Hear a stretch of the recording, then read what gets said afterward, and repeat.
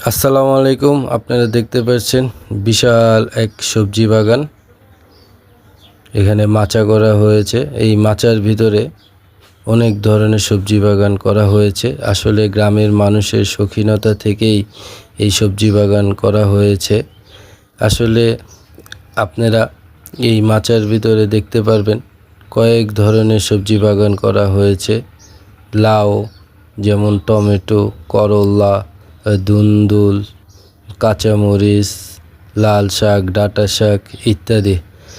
আসলে আপনাদের যদি বাড়ির ছাদে বা বাড়ির উঠোনে ফুলের টবে যদি খালি জায়গা থাকে তাহলে অবশ্যই সবজি বাগান করা উচিত, কারণ এতে যেমন আপনারা খেতে পারবেন এবং কিছুটা বিক্রি করেও লাভবান হতে পারবেন।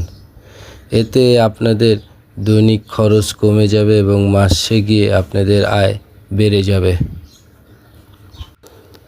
আমাদের দেশে কাঁচামালের দাম সব সময় বাড়তি থাকে এবং মাঝে মাঝে হঠাৎ বেড়ে যায় বন্যা খরায়।